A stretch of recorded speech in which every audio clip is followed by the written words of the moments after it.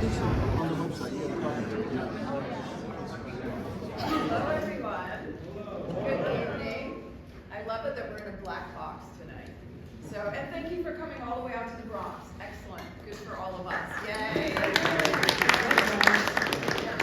The Bronx. Okay, so good evening. My name is Catherine Hill. I am the co-vice president of GANYC.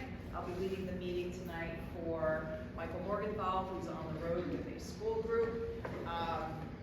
It's nice that we all have work. Is everybody busy right now? Students, right? It's like, you know, March Madness is over and April is what? What do we call April? Fools. Okay, all right, calling this to order. I'm gonna ask if we can approve the agenda. Motion to approve. Motion to approve. Okay, thank you. Call for new business. New business, match fund for Debbie Cops, and also after dinner, after meeting, we could have dinner at Patsy's Pizzeria on 117th and First Avenue. Okay, so at the end of the meeting, I will call again for new business, and you will get up and elaborate further on Deborah Pop and the Mensch Fund and all of that. Okay, excellent. Well then, without much further ado, where's Mr. Bob? Thank you for coming tonight to Hunts Point and to Inspiration Point. So most of you have probably never been here before and don't know what this is. So I'm just going to read this to you. So welcome to Inspiration Point. Inspiration Point Center for the Arts is a cultural center and theater in the Hunts Point neighborhood of the Bronx. The mission is to provide essential community programming, free and low-cost access to the arts, and opportunities and support for local arts. The theater presents theatrical, dance, and musical performances by local youth, community, and professional theater groups. The gallery hosts exhibitions, workshops, and pop-up shops. Their artists and specialty studios provide affordable workshops for emerging and established artists. Inspiration Point is located in the Peninsula, a vibrant mixed-use campus home to small startup and growing manufacturing businesses. And this new development serves as live work community for the South Bronx tech and creative sectors. So welcome, and we have three incredible guest speakers a little bit later in the program, and I'll be introducing all of them to you. So thank you for coming. Thank you, Bob. Okay, so I'm going to be reading the President's Report, written by Michael Morgenthau, President. Okay, so just want to repeat the rules of the road. We have to silence our cell phones, everyone's cell phones off.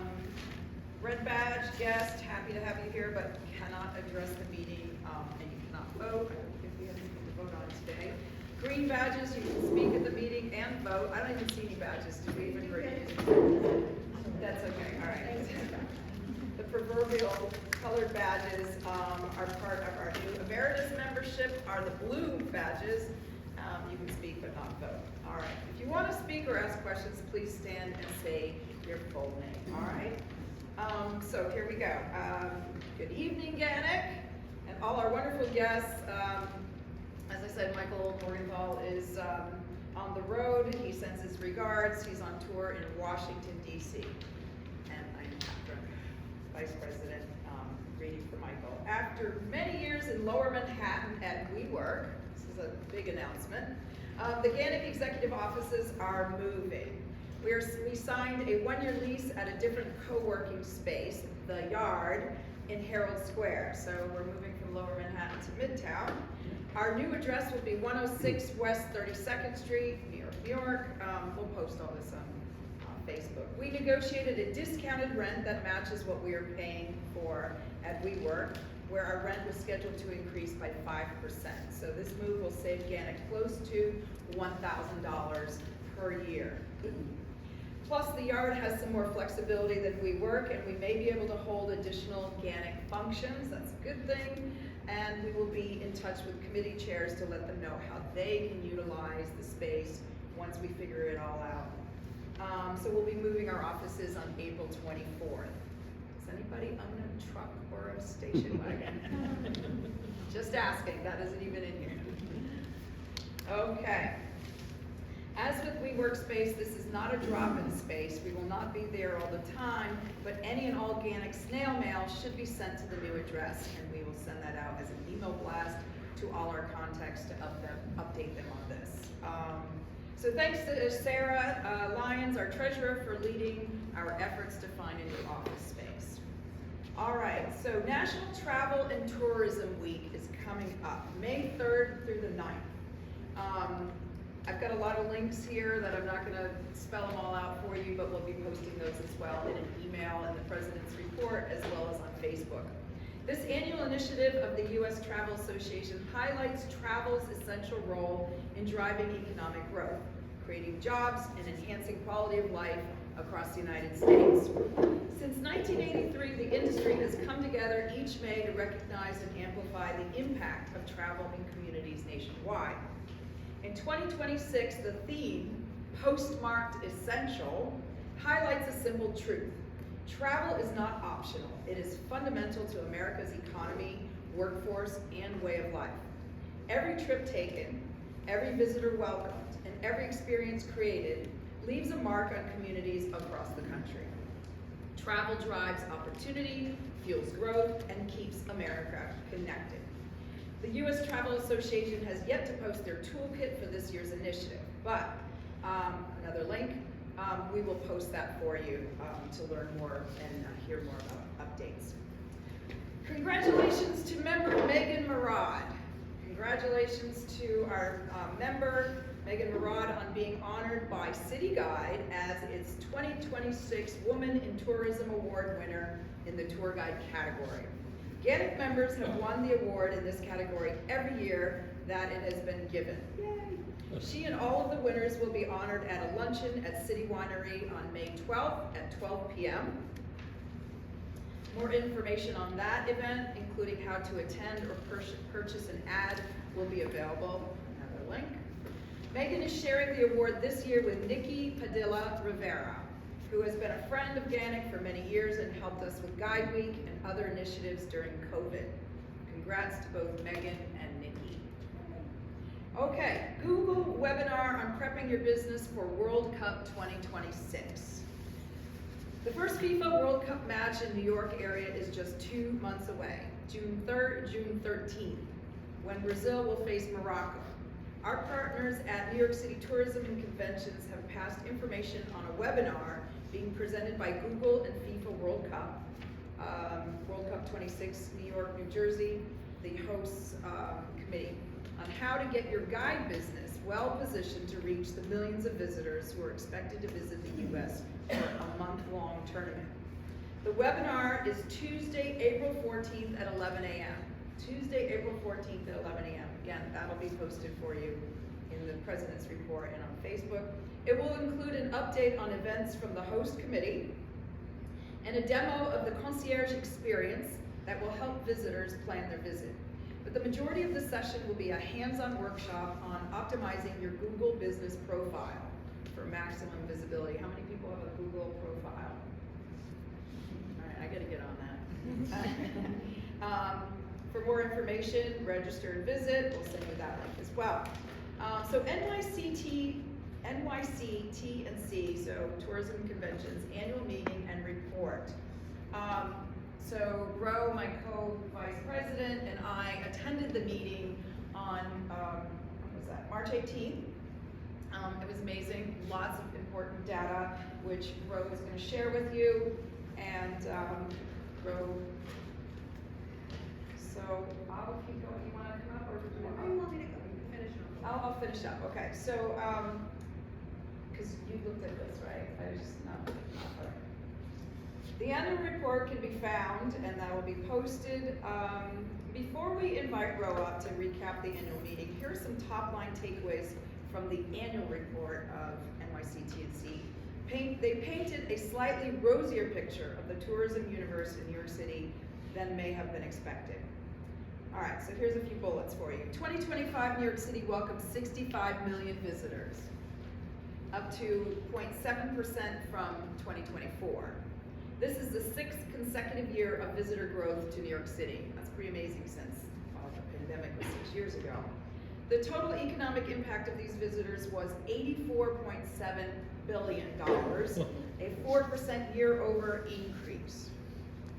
The benefits to the city of this economic activity supported 397,000 jobs across all 5 boroughs, a 2.5% increase from 2024. The combined tax effect last year reached $7.5 billion in state and local taxes, up 4.9% from the previous year. International visitation was 12.5 million, down 3.2% from 2024, while there were 52.4 million domestic visitors, a 1.7% increase from the previous year.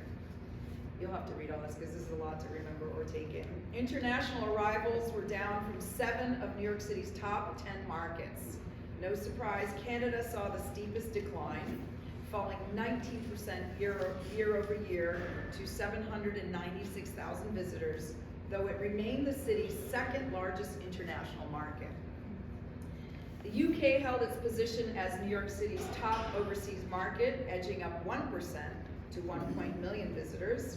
Italy and Mexico also posted gains, while France, Brazil, China, Australia, Germany experienced more modest declines in ongoing geopolitical and economic challenges. Okay, so. All right, so yes, we did have a great afternoon in Midtown. The Manhattan The Center. Manhattan Center, gorgeous place, looks like it needs a little work, but really lovely place, both for the presentation and for the gathering afterwards, networking. So I think the numbers that we do want to dig in, the annual report that Kev was talking about is posted, lots and lots of stuff there. The things that stood out to me, really that New York City surpassed estimates for the number of visitors in 2025.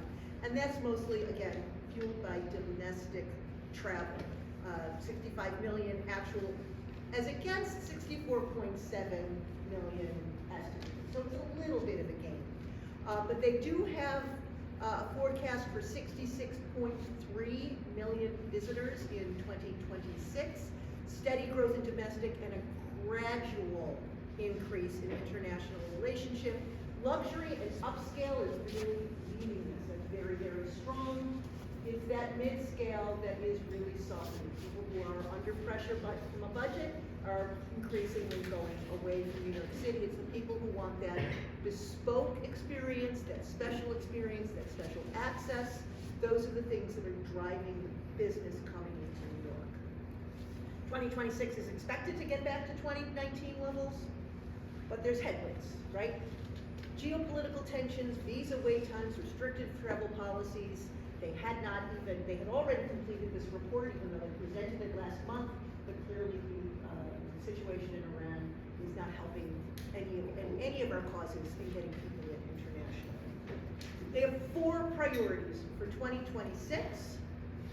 Leveraging summer's once-in-a-generation or lifetime opportunities, which we'll talk about next. Trying to create a market to get people and drive people to come to all 5 of the boroughs, not just Manhattan, which I'm sure they'll be happy to hear about at this facility. Drive more room nights by targeting business and group travel, and then focus efforts on rebounding international travel. So they are really looking at how we can pull more of that international money in. Individual international travelers, they tend to spend more, they tend to stay longer. And so the overall impact is a lot bigger. They'll do more things. It's a bigger trip for them than it is for someone who's coming in to, say, Philadelphia. So the 2 once-in-a-generation items that are coming in are the 4th of July, America 250, specifically Sail Forth. This is the operation where they are bringing in all of these tall ships. Those of you who are old enough like me to remember the bicentennial, back when they brought the tall ships in and then they went all over the country. They're doing that again, bigger than last time. There are going to be 22 nations participating, sending ships, Class A and Class B tall ships into our harbor. There's going to be 15 miles of waterfront viewing. Macy's fireworks display is reported to be expected to be bigger than ever, the biggest one they have ever done. So I would go to sailforth.org, sail, S-A-I-L, the number 4th.org. And the celebration is going to go from July 3rd to July 8th. So that's a fantastic website to check out. And when we post this report, that link will be there. The next really big thing, right on the heels of that, is the FIFA World Cup. We are going to be hosting 2 of the major playoff games and the final. It is going to be a huge deal in this region. 1.8 billion people, $1 billion in direct spend is expected to hit in New York and New Jersey based on just this event. 26,000 jobs are expected to be created between June 11th and July 19th.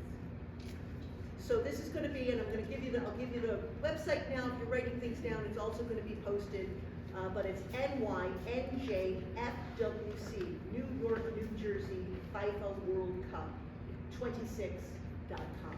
There is a wealth of information for both our visitors and for us. There's going to be 2 different fan zones aside from the actual matches out in the Meadowlands. So in New York City, there will be Rockefeller Center fan zone, and out in Queens, there will be at the Billie Jean King Tennis Center, there will be these fan zones with live broadcasts, merchandise, food, interactive games, merchandise, all kinds of stuff going on there. We are expecting to see Brazil, UK, Germany, and France send the most people to this region for this event. Clearly, there's going to be people from Morocco, and there's other people who are participating in some of the stringer events, but those are the people who are expected to come in the quickest and earliest. So that New York, New Jersey, FIFA World Cup 26.com is going to be an important website for you to get to look at what events are, etc. Now, there's a few actions you can take. These are the most important things that I have to tell you. So, the one thing, this goes back to what Kat had to say, create a Google business profile. If you have one, make sure it is updated. They are going to be powering something that was launched last year called Libby. It's a chatbot for the New York City Tourism and Conventions website. It's a little chatbot where you can literally say, what is there to eat near the Flatiron Building? Is there a tour about the Irish? Whatever it is, you can type it in there. They power the answers because they are partnering with Google. They're going to power those answers out of Google profiles. So if you have a tour about Pele or soccer, make sure it's in there. Make sure your website is very, very visible and your name is visible all over that. Check out all of those websites. Not only is there that Libby piece for the New York, New Jersey FIFA World Cup, they also have a Welcome World Rewards program. So if you go to their website and you click, I can't remember now, I think you click About, and then Welcome World Rewards Program. No, Welcome World Rewards Program. You will go to an application where you can fill that out, and you could be someone where if they take a tour with you, they get a point towards merchandise or whatever. They also have something, if you go to About Vendors, there's a place where you can fill out a form to be included in some of the vendors associated with some of their events. So those are the 3 things that I would expect you to do to really take advantage of the huge number of people, the huge amount of money coming in associated with those events. I'll post all of those links after this, probably sometime around Friday. But if you go there, if you want to write those down, if you want to grab me afterwards, I can give you those links again. All right? Thank you.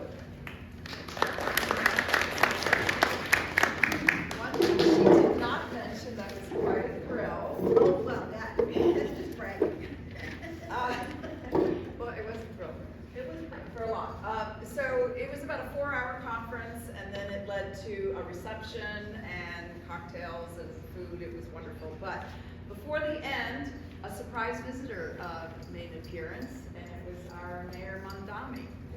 How about that? And it was as if like a rock star came across the stage. Everybody was like howling and cheering and standing ovation. So yeah, and We both cried. And yes, are you crying? And I said, yeah, I'm crying. And then she was, and so is she, and so is he. And so it was a really great moment. But he mentioned specifically tours, and that was very exciting. And you know, it's a, I actually will post. I videotaped about like 2 minutes of it. It was a really inspiring speech. I mean, it was inspiring. So anyway, thought I'd share that. Okay, next on the agenda, guest speaker. So Bob, are you going to be introducing our guest speakers? Yeah. Thank you, Mr. Gelber. All right, so we have 3 amazing and dedicated guest speakers here tonight. And we're going to start with number 1 is Kurt Boones, who is a poet and author, is known for his work documenting street culture, including graffiti, urban cycling, street photography, skateboarding, busking, and the spoken word. His most recent book, Beautifying the Bronx, Boone Avenue Walls, was published last year. His photographs have been exhibited at the International Center of Photography and the Museum of the City of New York. So, Kurt, it's all yours. Thank you.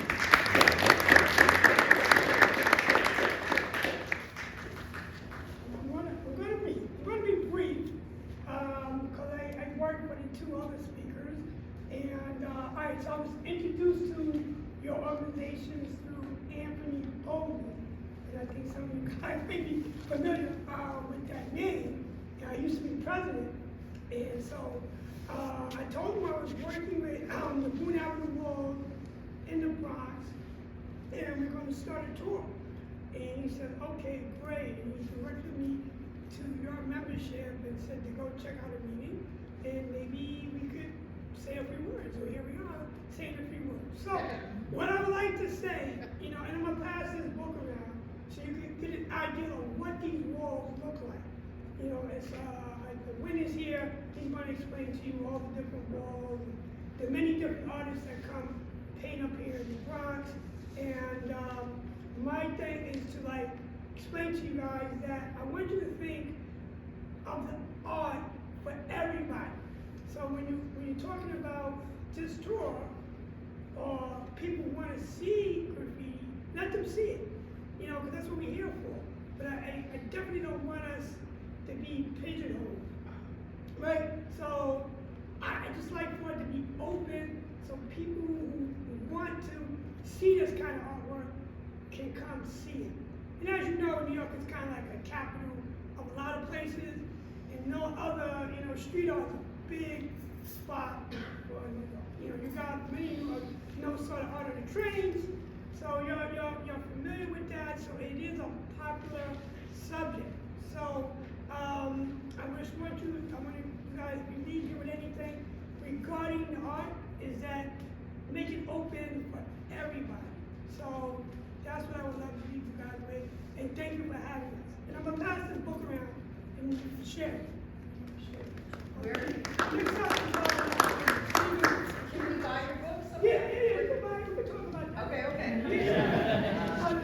Stephen Payne is the director of the Bronx County Historical Society, an active historian and curator for the society. He leads community outreach initiatives and historical tours. His work focuses on educating the public on Bronx history, the promotion of pride in the Bronx through recovering and preserving the borough's place in history, and development of the region and nation. The buildings maintained by Bronx County Historical Society are major attractions. They also serve as anchors around which dynamic communities develop and thrive. So please welcome Dr. Stephen Payne. So real quick show of hands, how many folks have been to Polk Cottage in the Bronx before? Hey, good. What about the Museum of Bronx History? Okay, fewer. Yeah, that's par for the course here. Those are our two historic house museums that we operate. Edgar Allan Poe Cottage, for those of you who've been there, you know this. For those of you who haven't, it's located on the Grand Concourse, and it's the last place where Edgar Allan Poe lived. It's also where his bride, Virginia, perished, so there's a very tragic element to the cottage, but it's still preserved more or less in its original location, and we operate it as a museum. It was moved across the street, as was the case with our other museum as well, actually. But it's definitely our more popular museum at the moment. We've been doing a lot over the last few years to spread awareness about our Museum of Bronx History. I'll show you some examples of that in a second. But if you haven't been to either museum, I encourage you to come and check them out. They're open, the regular hours are on the weekends, but we also open them up during the week for appointment tours as well. So especially this time of year, we have a pretty high volume of people coming through. And Open House New York, we're open for that as well. It's a pretty large number coming through as well. One of the unique things about the Bronx Historical Society, though, I'm very grateful for this part of our operation, is we also operate a library and archive. So unlike other institutions which may have to borrow heavily to put on an exhibit, most of our exhibits, probably 90% of the material, maybe 95% of the material in all of our exhibits come directly from our own collections. And we're constantly collecting on a daily basis. When I started at the Historical Society in January of 2020, we had 110 archival collections, and now we have 184 archival collections. So been very active at that. We collect around every aspect of Bronx history, everything from the colonial era, all the way up through the present. We have collections on street art in the Bronx now. We have oral history collections, which cover a wide range of topics as well.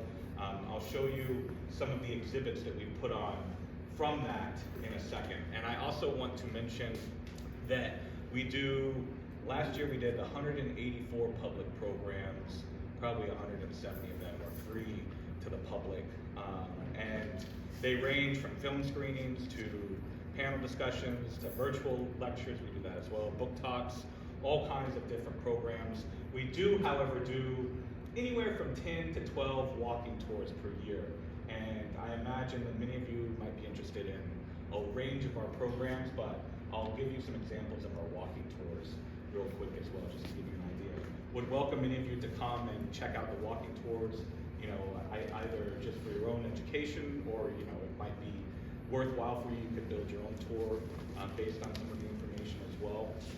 We're not proprietary with our history. We want as many people as possible to know about the Bronx and to love the Bronx and to appreciate its really rich history. So I invite you all to come on our tours. But let me just show you a few examples. So I mentioned that we've been very active in collecting, and like I said, we collect around all different kinds of things. One of the things that we did at the Museum of Bronx History, a recent exhibit of ours, we did an exhibit on the history of heavy metal and punk rock music in the Bronx. How many people knew that the Bronx had any kind of history with heavy metal or punk rock? A few people, yeah. It's a lesser known aspect of the history. We recorded about 50 oral histories with musicians, collected a lot of memorabilia, and launched the first exhibit of its kind at our museum. That came down in February. So that's just one example of a new thing that we're up to. Another exhibit that we did, which I think was the first of its kind in our museum, was an exhibit on George A. Romero. How many people know where George Romero is from? The Bronx. Exactly. It's an aspect of his biography that at least some folks are not as aware of. They may know he came from New York City, but this is a city borough. So we recovered a lot of information on his childhood in the Bronx, including yearbook photographs, school cartoons that not even the family had seen before, and that exhibit is on display across 3 venues in the Bronx: Museum of Bronx History, Poe Cottage, and Bronx Music Hall, which is another new and excellent venue in the Bronx. If anyone has been there before, it's on 163rd Street. I encourage you to go there. They have great programming as well. And another thing I should mention, which I think is maybe a little more pronounced in the Bronx than elsewhere. As you can tell even from tonight, Bronx organizations work very, very closely together, a lot of different organizations. So the Bronx Historical Society has very close relationships with probably 24 organizations around the Bronx, including where we're at now, Inspiration Point. Bronx Music Hall is another one of our partner organizations, but there's a lot of great organizations in the Bronx, and we have to work together because sometimes, you know, I guess like Staten Island, we're sometimes the forgotten stepchild of New York City, so we band together some. And then the exhibit that's up right now at the Museum of Bronx History is called When the Bronx Moved, Histories of Dams, 1970 to 1984. So if any of you have bell bottoms you want to get out, you can come to the museum and relive the disco glory days, or if any of you have Puma and Puma shoes and, you know, track suits, if you want to spin around on the floor some, you can do that as well. It's varieties of dance that were present and in some cases birthed in the Bronx during that period. We have some dynamic displays in our museum. It's a 1758 fieldstone farmhouse, mind you, so we've been in the process of incorporating some more interactive elements over the last few years, including touch screens and listening stations and all of that, while preserving the original integrity of the house itself, of course, as well. So it's an interesting spot to launch these kinds of exhibits. And then just to give you an idea, we do exhibits around the Bronx on a pretty regular basis as well. We launched a photographic exhibit on large vinyl banners at Orchard Beach last summer. And then at the Hip Hop Museum, which is another institution in the Bronx that we work with, they obviously don't have their permanent home yet.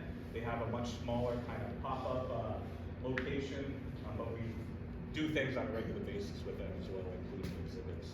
And then just to run through, I'm not gonna belabor the point here, but just to give you an example of some of the different programs.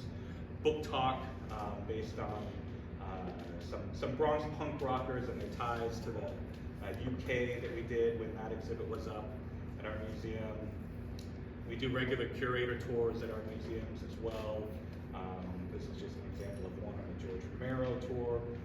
And then for our dance exhibit, a new thing that we have started doing, which I'll admit we definitely stole from the Punk Rock Museum in Las Vegas. We've started bringing in people who weren't involved in curating the exhibit, but who are prominent dancers to do guest tours of the exhibit. So they bring their own perspectives on everything that might be up on the walls. This is one that we did with one of the most famous poppers, Pop Master Fable, if anyone's heard of him before. But was definitely one of the most famous in the 1980s and remains has a very large following still. Poe Cottage, of course, is a continual attraction for us. We do performances there with Poe reenactors. This is an example of that. We celebrate his birthday every year. Unfortunately, Baltimore seems to have capitalized on the death day of Edgar Allan Poe, and there's a lot of energy in Baltimore. And I've heard, I think New York maybe should get on this. I've heard that even the Barnes and Nobles in Baltimore have whole sections devoted to Edgar Allan Poe and all of that. So they've really capitalized on Edgar Allan Poe in ways that New York hasn't. I guess New York has so many people that it could capitalize on. Maybe Poe gets lost in the mix, but I'd love to see a little more taking advantage of Poe's presence in New York. You know, we have the cottage, of course, but there's a lot more that can be done. We also do contemporary events like open mics and poetry seminars at Poe Cottage as well. And then, yeah, like I said, we do walking tours. I'm not going to talk about each of these, but you know, there's architectural walking tours, there's cultural, historical walking tours, like in the Bronx County Historical Society community, which is a very interesting community in the Bronx and around New York City. More architectural walking tours. That's really something that's our bread and butter, is architectural history walking tours when it comes to the walking tours themselves. We do all different neighborhoods around the Bronx, and on any given year, we'll have a different configuration of them, so we don't offer the same tours every year. We have probably a collection of 30 to 35 that we will cycle through on any given year. And that's me. So thank you all. There's a lot more I could talk about. If you have questions about the Bronx Historical Society or our work, come talk to me afterwards, or if we have time for question and answers, I'd be happy to answer that. But now we have our next speaker. We're hitting you with a lot here in the Bronx. I wish that I, could hit you with some Arthur Avenue food while you're up here as well, but they don't have food in this. They don't allow food in this video. So, yeah. If anybody has a question for Stephen, and I'm sorry, Mr. Boone, you can also do that after because we didn't. Yes, definitely. Why don't you just come on up, and then anybody who has a question for Kurt or Stephen? I had a question about the tours. Is there a listing of them on your website? How do people book them? How do you find them? Yeah, so the listing it's just a part of our regular programming listing. So we have our calendar on our website is, depending on the time of year, list maybe a month or two ahead. So right now we have, all of April listed and some of May, and the tours are just listed on the website like that. Just a reminder, please stand up and see your name. Oh, Yeah, sorry. thank you. My name is Mark. Your building, Bainbridge Avenue, is that the one by Montefiore Hospital? It is, that's correct. That's I haven't been there. Second question, Marble Hill, PBS did a whole show on it. It's true, it's true. I think, according to the New York State Legislature, Manhattan, they passed a law, a law and everything, asserting that it was Manhattan. If you speak to pretty much anyone in Marble Hill, I lived there myself for 5 years, I don't live too far from Marble Hill now, but they'll say it's the Bronx. So, lived experience the Bronx, but legally Manhattan. That's my answer. So you had jury duty. Yeah, exactly. You'll have to do jury duty in Century Street, but it's a Bronx postcode, so it's all kinds of confused. Yes. Uh-huh. Yeah. Benedict, I had a question about the Hip-Hop Museum. Is there a location that you can visit or? Yeah, so it's on Exterior Street in the Bronx. There's their main location, which is under construction, and their temporary space is just a little further up the block in a shopping center. Oh, is it a shopping center? That's right, that's Oh, right. okay. What was the question? The location of the Hip Hop Museum right now. Yeah. Is it a place that it's been for a while, or then So it's in the same shopping mall, but they moved to a different store. Yeah. Yeah, yeah. Hi, Gary Viturica. Hello. Did you know if there's any plans for the Paradise doing tours? And if not, did you convince them to do it? If not, can we go there? I would give anything to get in that building and to use it on a regular basis because it's such a beautiful building. I know that I've heard that there's something afoot there, but it's all very mysterious to me and it's been kept under wraps. I know that before the current owner, there was like a mega church that owned it for a while, and it was used for those purposes. But yeah, right now I think there's a new developer, and I don't know what they're up to as far as what their plans are with it. But I have heard that there's something in the works. I just don't know what. Yeah. Yes, nice and low. I guess I could say yes, I did do a tour in here tomorrow. And I'll say it was on the old Croton Aqueduct in Van Cortlandt Park. And after going to a park in Westchester, unfortunately, but we came back on the old Putnam Valley rail line. Yes. And one part of it, what most people don't know, is there's stone structures. And these stone structures were there because they wanted to find out what kind of stone they could use for ransom. That's right. That's right. Little test structures almost. I'll try doing another tour sometime. Yeah, you should. Yeah, it's a very interesting history. Yeah, sure. Hi, Joseph Nipper, Bronx resident, somewhat really. Thank you for all your hard work towards the Bronx. You actually helped me a lot with COVID, with the co-reading, getting me out of the house and things like that. But I have a question for you. The by appointment museum openings, say we want to bring some tour guests, what would be the cost, what would be the process, what would be the cost per guest? Yeah. So the process is you just send an email to education@bronxhistoricalsociety.org. That's on our website on the homepage, so you don't have to write it down. And then the cost, it really depends. We have suggested donation ranges. So $3 to $5 for students, nonprofits, just individual visitors. Sometimes if it's like a corporate group, we might do $20, $25, but that's the upper end. Yeah, $3 to $5 is the standard. Thank you. Phil Desiri. What tours do you offer publicly, Shirley Brothers and the Mott Haven section? Yeah. So we regularly incorporate information about do folks know who the Piccadilly Brothers are? Yeah. So folks heard of very interesting sculptors, responsible for a lot of very famous sculptures that you will have seen and heard of. But we do a Mott Haven tour probably every other year where we incorporate information about them. But we also do, aside from walking tours, we have a whole community history program in Mott Haven called Mott Haven History Keepers. And we offer monthly programming at the New York Public Library Mott Haven branch around the history of Mott Haven, which, the Piccadilly Brothers come a lot. And,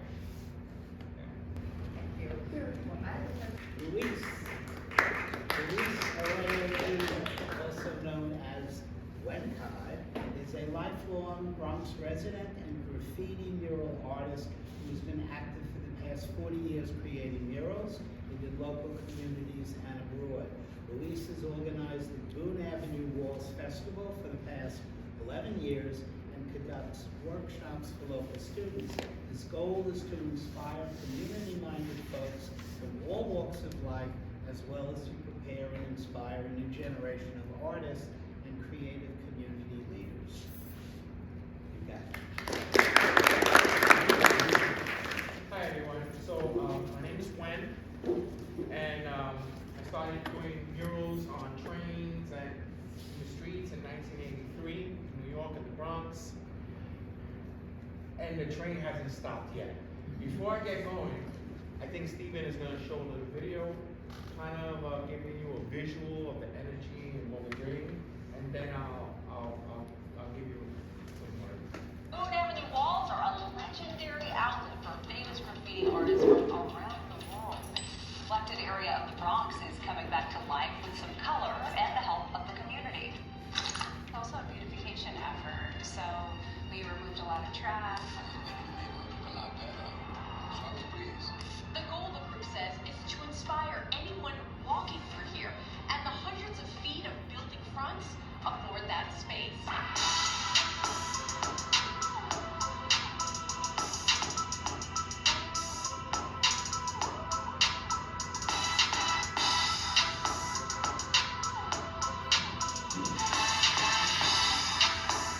This is the place, right here, the Boone Avenue Walls. Everyone who comes to New York is like, what should I do? Something very New York. I say, go to Boone Avenue Walls in the Bronx because these incredible murals you're not going to see anywhere else in here. So here's the Okay. Boone Avenue Walls. No relation to Kurt Boones. That's right, that's right. It's named after Danny Boone. It's a coinky-dink. Okay, so essentially, the whole era of graffiti was an illegal endeavor. My parents were like, you're a loser. My teachers hated my guts. I had very little friends. We got arrested. We got chased. We got beat up. We got shot at. We got stabbed at. We made it through into the 90s. It got a little bit more pop culture, and a whole entire different demographic really started getting into the art, and hence was born street art in a sense. The graffiti, vandal, train era was a thing of the past in a sense to the newer, younger people coming up in the 90s and early 2000s. They really couldn't have access to it. And the penalties were steeper now than when we were doing it back then. So it wasn't really worth it. So street art was the way to go. Painting out and open. And so that had been going on for 90, 2000, 2010s. I attended some, fortunately, due to my, career in the 80s, I was invited to some festivals in Europe throughout the 90s and into the early 2000s. And we were treated great. Stipends and budgets and per diems and hotel stays and food and all kinds of great stuff and access and resources, museum, stuff like that. And came back to New York. Well, now we're into 2010, and it's a runaway train now. Graffiti is large. Everyone is doing murals. It's 50-state endeavor. There's mural festivals going on everywhere.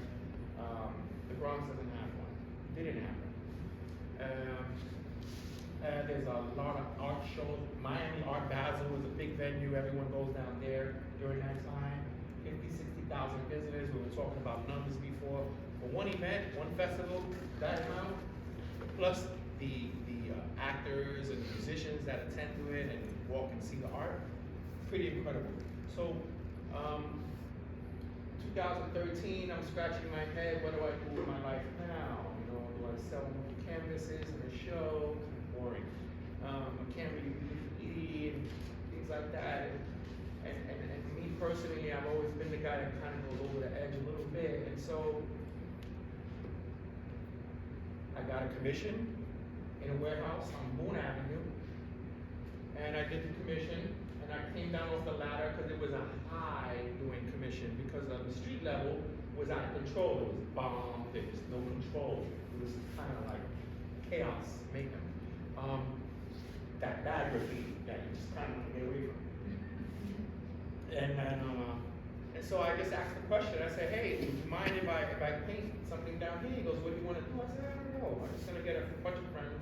He goes, where do you want to paint? I said, whole block. And so that was the first block. It was about 400 feet long by about 10 feet high, 15 feet high, vary. So we're gonna round that about to about 4,000 square feet on that first endeavor. And then we did that for a few years, just that one block. Now we're in 2018, 2019, and it's getting a little boring again. Like, it's just the same block now. And the narcissism of a graffiti writer is like more. Give me more. I want to see it everywhere. It's not necessarily my name, but my buddy's name and my homegirl's name. And so we started going on to the next neighborhoods, and lo and behold, they were happy, so obliged, because they had seen what we were doing there. And essentially, it was a warehouse district that has Lorraine Hansberry School here, a brand new intermediary school here for junior high school, and then they have a high school Fannie Mae at the end of the block. And so where we were painting was full of drug addicts and, you know, illicit, bad crime stuff going on, prostitution, all the way up into the early 2000s. That stuff was going on. And so while doing the murals, we started cleaning up the neighborhood and getting rid of the glass and the door bums and things like that. And then more people started coming to take photos, and so eventually the vagrancy kind of left the neighborhood.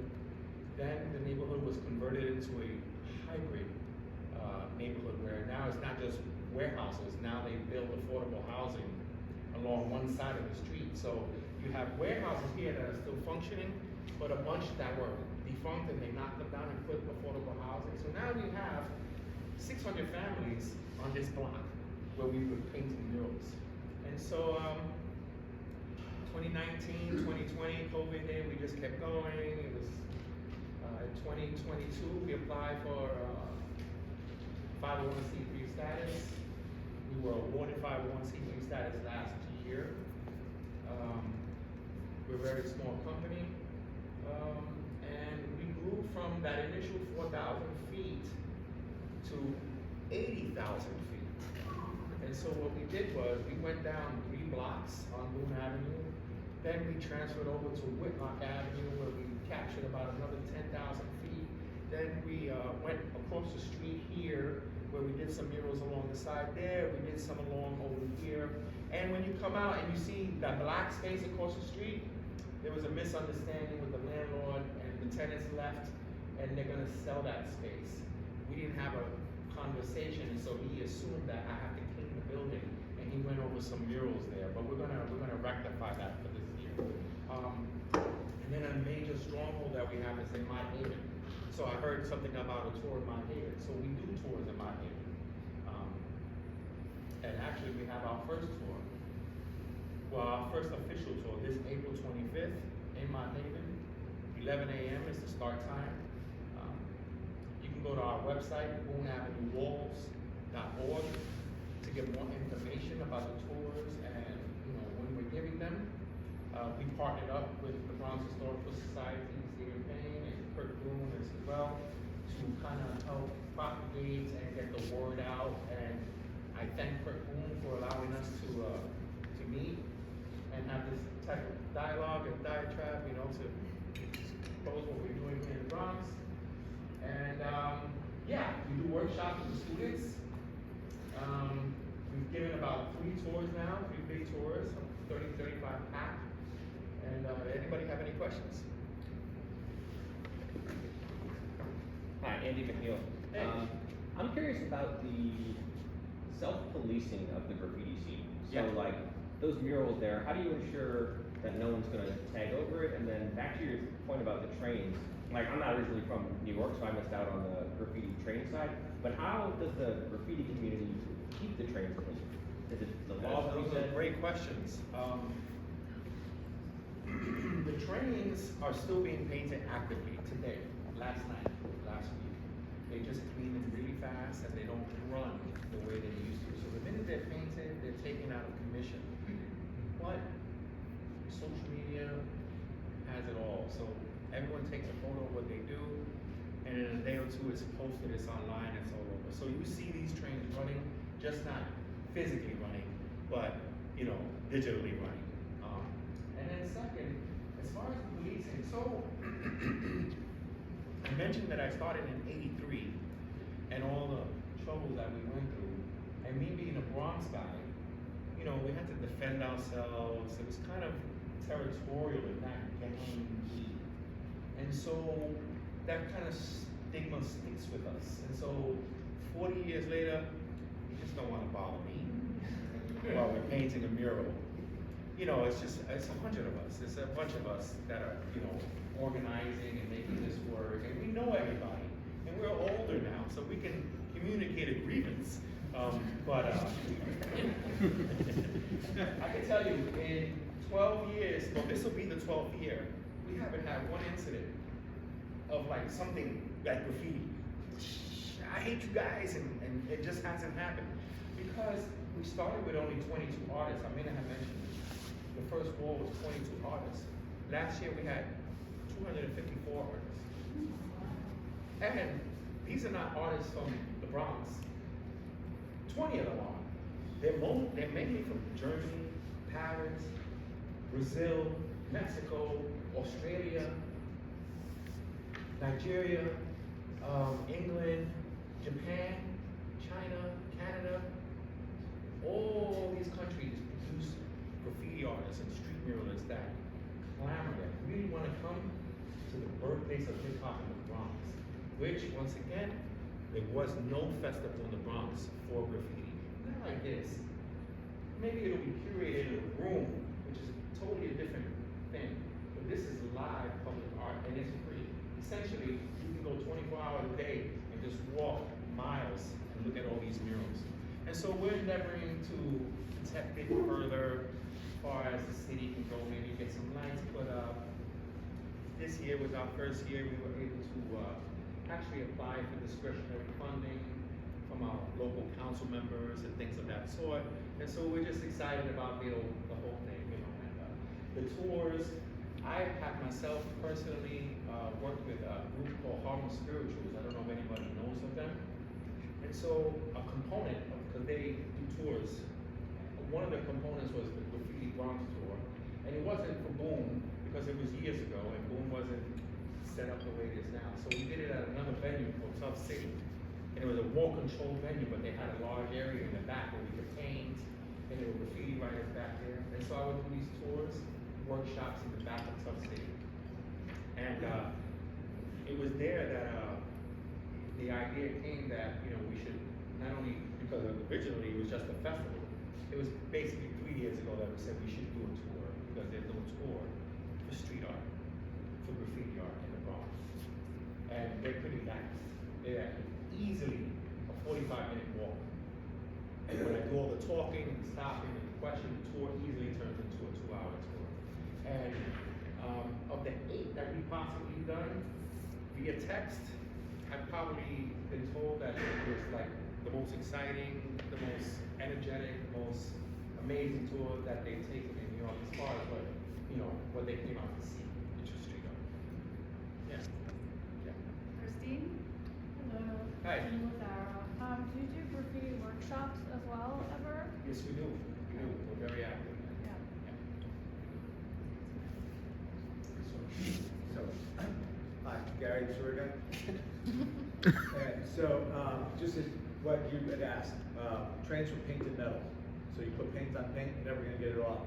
What he said, it's because of stainless steel, things like that, right? There you go. Well, they It's one of the- acid washed them, and now the newer trains are made, the metal is even easier now. Yeah, but I do want to ask you this. In Bushwick, they had a kind of a situation that there was resentment toward outside artists painting the walls. Have you encountered that in your experience so far?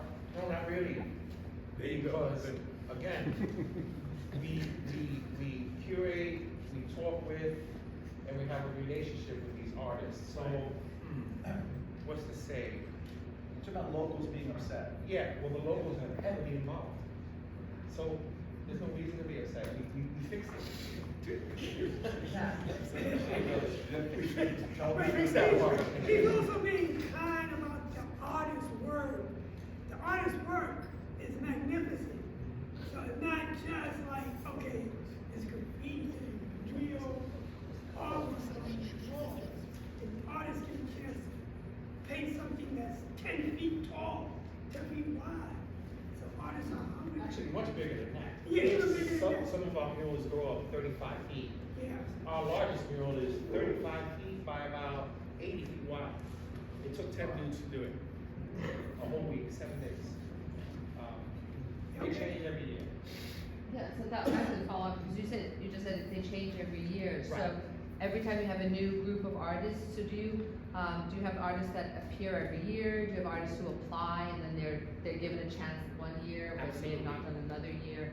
And then are there any that you keep always, or are they always new every year? Right, so again, we're kind of developing this language for ourselves as we go along, but we established what's called the legacy artists, which are the guys, the progenitors, the Crashes and the Dazes, the artists that are from the 70s and 80s that are still active, still, prolific.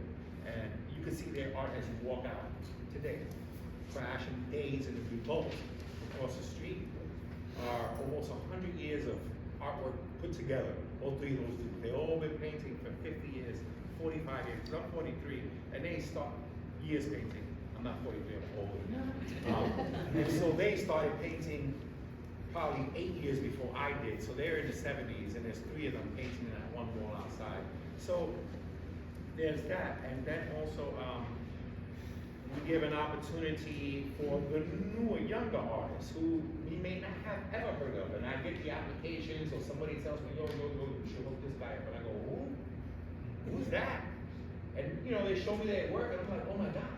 They painted a 5-story building. It looks magnificent. I said, when they start painting? Oh, they started 5 years ago.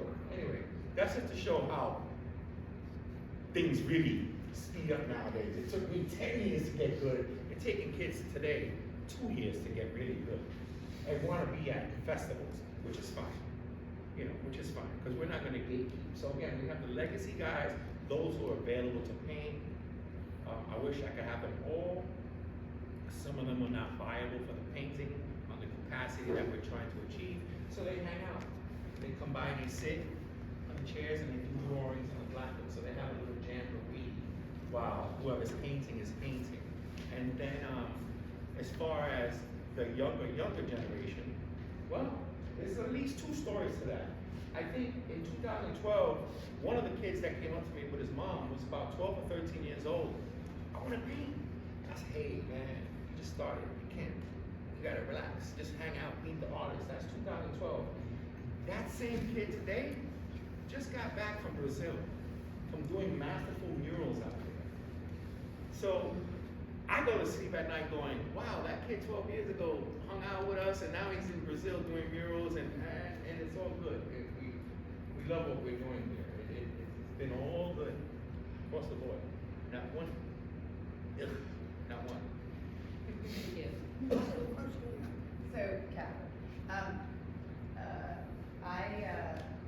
I saw how Bushwick exploded. Yeah. Bushwick Collective, as well as just artists coming to that area. And so it created an economic boom. Mm-hmm. And you said that like you're expanding thousands of square feet. You see, in addition to affordable housing, there's gay, boutiques, cafes, restaurants. Is there a new economy booming That is around Wall stunningly Street? marvelous thing to Wall ask. Street, no, Boone Street, sorry. So, as we may have said, or I don't know who said, Bob, we were talking about it. Bronx. Gentrification hasn't really happened here. We don't really have cool bars after the other cool bar, after the other cool bar, and blocks of it. Just a little bit not there yet. And so we just persevere and keep going. Right now, the closest thing we have to the Bushwick area, that block, is Mott Haven, Alexander Street, where some of our murals are located. So if you took the Mott Haven tour, like we have on April 25th coming up at 11 a.m. At around 12:30, all the shops are open, and there's quite a bit of nice stores there. Brand new brick face, they're healthy new shops, steakhouse, a bookstore that serves coffee and cocoa and plays hip hop music with a DJ, but it's a bookstore, so you can just sit there and kind of vibe out. Bronx native is kind of becoming a staple of the Bronx. The guy, Amari, is a really energetic fellow. He's jumping around with Mayor Mondani. Yeah, he really is. And Vanessa Gibson from Borough President. And so he's where I want to be. I want to be doing that too. Who's a little older, more reserved than me, so I got to catch up to that energy. But, yeah, I can't say, I'm looking for that. I'm looking to be one day going, what a booming thing going on here, and I would love to say, or be a component of that, and I think we will be. I almost am sure of it, because if you take the tour and you talk to the people, they're a lot happier. So the mental health of a lot of these people in the neighborhood has altered, literally just because of you. So instead of a dude hanging out, just like this,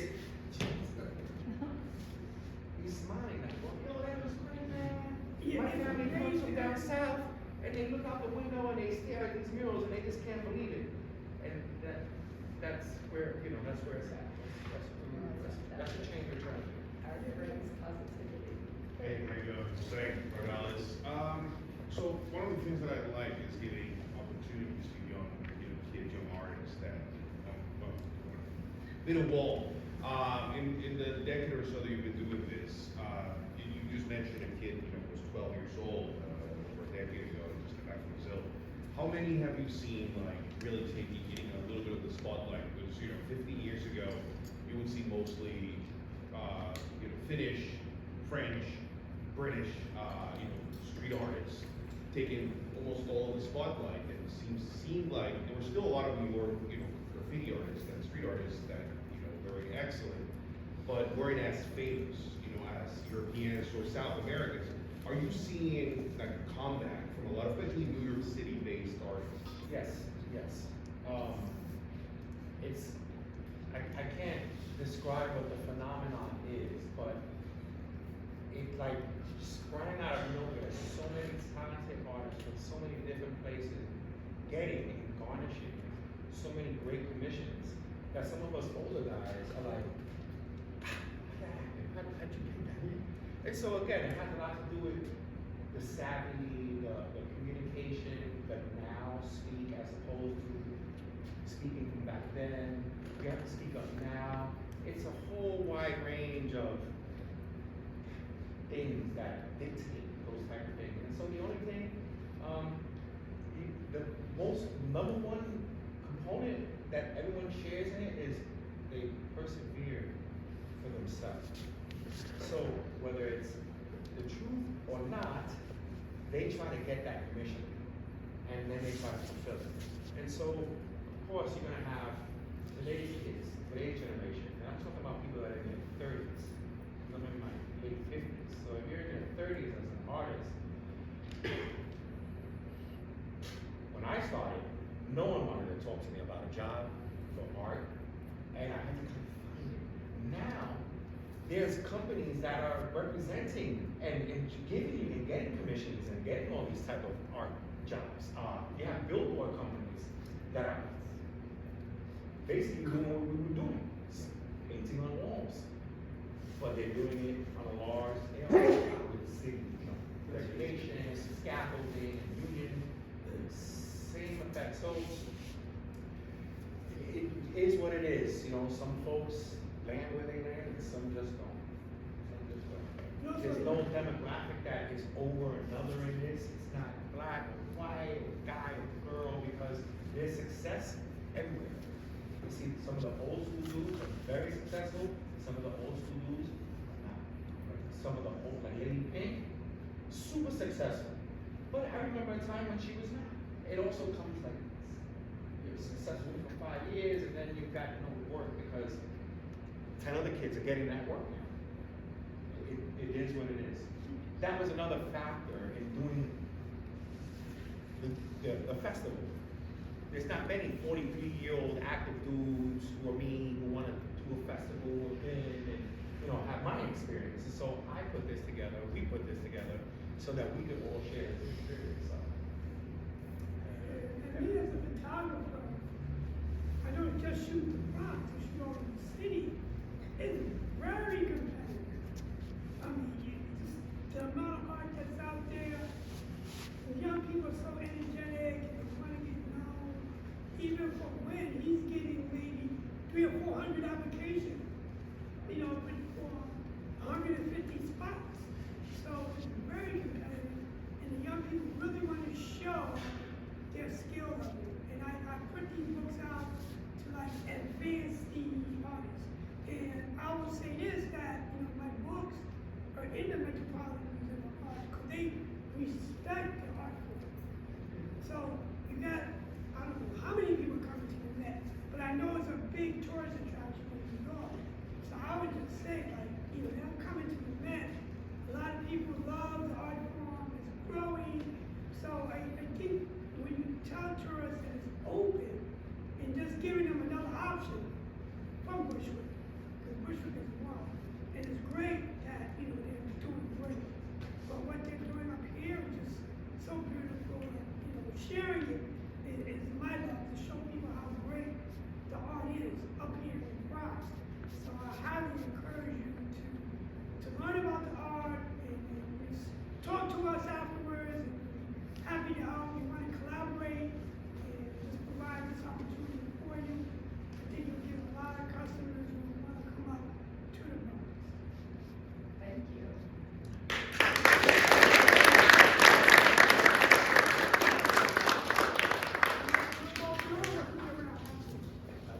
And definitely leave your information so that we can post it on our Facebook. I'm gonna send Bob a whole load of stuff. Perfect. A bunch of assets. I got Perfect. videos and news clips and dates and times and events coming up.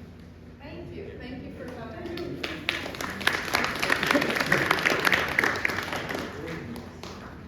One other thing that I want to mention, I forgot to Go ahead, mention. go ahead. April 17th, 18th, and 19th, here and about the Bronx, we're having a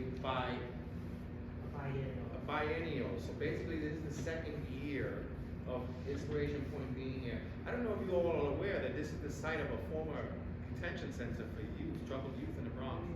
I mean, you've never heard of Spofford? This is Spofford. Well, I just know, but I was never there. This was the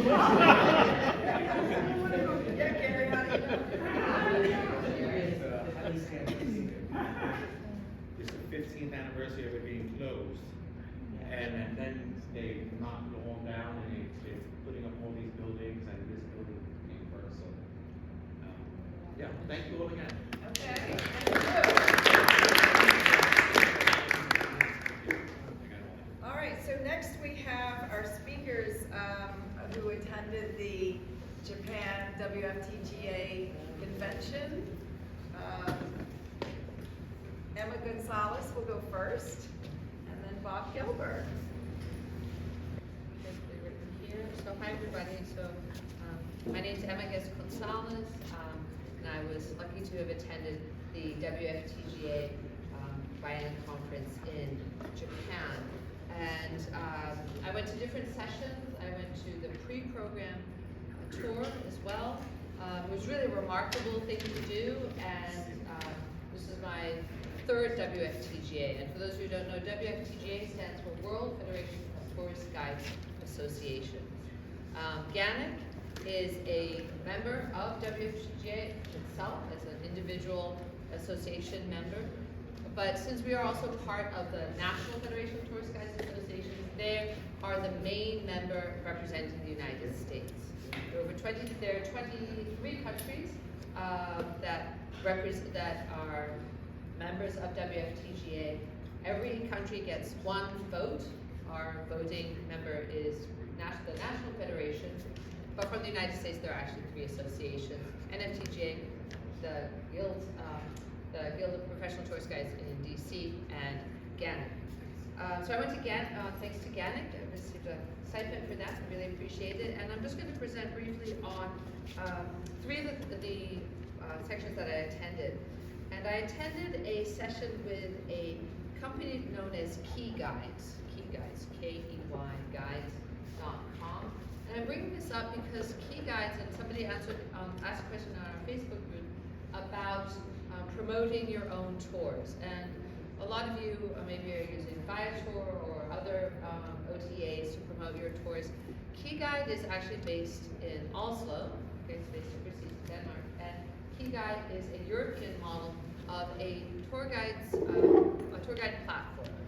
And Knut and Nick and Karen, who are the people who run it, they're lovely. Nick is actually a fabulous person to talk to, become friends from our meetings. And what it is a platform for guides to sell their tours and to sell them to the international market. And so what you can do is you can create a profile, and again, this keyguides.com, you can create a profile. It's a way for tourist guides to promote themselves. And so you create your profile like the profile we have on the GANYC website, and I'm also chair of the IT committee, so on the GANYC website. And so on our website, you can promote your tours. You can list 3 tours, everybody can list 3 tours there. But GANYC does not have any means for booking tours. Key Guides does, okay? And this free for guides, any income that they make is on the person who is booking the tours. So it's not coming off your amount, it's not coming off your profit. And what they do is they've made a really wonderful system where you can set your own calendar. You can list your days, you can list your tours, you can list all your individual times, and it's automatically synced with your personal calendar. Whether you use Outlook or Google, whatever kind of calendar you use there, they sync it automatically. So you have one calendar. I don't know about you guys, I'm sometimes juggling 4 different calendars, trying to figure out, have I overbooked myself, or am I free for a day or not? What Key Guides has done, and the reason why they were able to present at WFTGA, is that the tourist guides who make profiles are asked to list what guides association they're members of. And so Key Guides know that these people are legitimate because they're members of guides associations, and guides associations around the world, like us, we also vet the people who become members. So for example, because I'm in charge of the IT committee and I do all the back end for our website, if you apply to be a tour guide on Key Guides and you put GANYC as your guides association, I will get an email saying, is this person actually a member? Are they an active member in good standing? Can we list them? And so that also helps to vet the people who are there. And so the guides associations can check that out. And they'll also have different, they're going to try to work on plugins with association websites, so eventually we'll be able to put our website into the Key Guides website. It's multilingual, there are automatic translation tools available. Different cities are highlighted. They've got a lot of European cities right now, but then if a city is highlighted, so people go to the Key Guides website, they can find it. And what they're trying to do is they're trying to work with DNCs and other tour operators also to make sure that people know about this new website. So they contacted, I met them at WFTGA, also met them through IFTGA, the International Association of Tour Directors and Guides. That's a national conference, works with a lot of the tour operators because they're trying to get more guides to sign up. So it's free, and you guys are welcome to have a look. They have a little chat bot. It's usually Karen who answers, who's lovely, and she can answer all the questions you may have. And so it's a really great, a great thing that you can look at. So that's one of the sessions I attended was with Key Guides. Another session I attended was with some of the lead international trainers. WFTGA has a very strong training program, but rather like a GANYC training, our GANYC certification program, you have to sign up, you pay your fee, and you attend the classes. It's very, very rigorous. The WFTGA training program is typically run out of their training center, which is in Cyprus. Not exactly around the corner, okay? And sometimes that can be a bit of a stretch, shall we say, for guys, no matter where you're from. I mean, it's perhaps a little easier for European guys to get there. But again, it becomes a cost, it becomes a time issue, all of that. And so one thing that the trainers do, lead international trainers, once you've been trained with the WFTGA, you can become a trainer yourself. And so what we're really trying to work on is to get lead international trainers and to get national trainers to provide training sessions in more local venues. In fact, I spoke to a guy from Canada, he's from Quebec, and to look at maybe to share the costs so we could do something, say in Montreal, which is a lot closer than Cyprus, say in Washington, D.C., to find a place where we can get people from different parts of, for example, the North American continent to be able to train there. But they did have a session there. Helga and Smaro are two lead international trainers who gave the session, and it's sort of a summary of some of the things they go over. And the nice thing is, as I was listening to them, I heard a lot of the stuff that our GANYC certification class does. So these sort of universal things that tourist guides learn, that we can learn to become more effective speakers, help train you to learn how to plan your commentary, things like that. And so, like I said, these are special courses that are offered, but some key points that I took away, and stuff that you're probably all like, yeah, I know this already, but it's always good to have this kind of refresher. One thing that really stuck in my mind that Helga was talking about is when we're planning a tour or we're giving a tour, to always keep in mind three things, okay? That's why Carol had this too, when we were training. So must, what do I have to say? What do I have to tell everybody about? You know, if you're talking about the New York skyline, you're not gonna skip the Empire State Building. You better, that's like a big old must. What should you say? Okay, what should you say? Empire State Building, maybe you should go into different stories about the architecture, the design, and then what could you say? We're all full of that. I could say this and this and this and this and this. Should I say this and this and this and this and this? Or can I leave that out for this group? Or maybe for this kind of time, or maybe just because of the timing, all right? So the must, the should, and the could, something to keep in mind. And I found that a useful thing to think about. Be inspired by what you see, but always keep in mind that, what's called the TVP. Anyone know what the TVP is? They love all these letters. LIT, HOT, they say the TVP, I'm like, what is it? The top visual priority. Okay, so think of your TVP. What is your TVP, depending where you are? So great basics, if somebody asks a question and you're in a group, repeat the question, then answer the question, right? We all get those people who are pestering you during the tour, they want to ask you questions, so to learn the skills of gently and quietly shutting them down, not the way what Gary does. He's not gentle about it. But you know, we incorporate it. We'll have questions at the end, things like that. Actually, Helga says sometimes you just have to say no, or you just give them the hook. And she said, she's French actually, she said, remember, when you're the guide, l'état, c'est moi. I am the state. I am in charge. So keep that. So we're all sitting there going, Helga, l'état, c'est moi. Okay. She went on, and that's just a very important thing to say. Don't stand in a moving vehicle to guide. Use your skills to describe what is seen on the sides of your vessel. I say vessel because I just got off a boat tour. So when there's a boat, There I have to stand and walk around, but on a bus, don't be standing on the bus. Okay, you're gonna hit that break in New York, you're gonna hit a pothole, you're definitely gonna hit a pothole, and you're gonna go flying. If you're hurt, that really messes up the tour. One thing in Europe, when European buses often have the little jump seat in front, never sit on the jump seat. It's a terrible place to sit, very dangerous place to sit. You wanna get the seat right behind the driver or the other one right next to it. So a little tip, get to your bus ahead of time and put your stuff on that seat. Because otherwise somebody on your tour is gonna plop themselves down there like, no, I have to sit in the front, I was gonna get car sick, I have to sit in the front, and you're like, that's not a slot.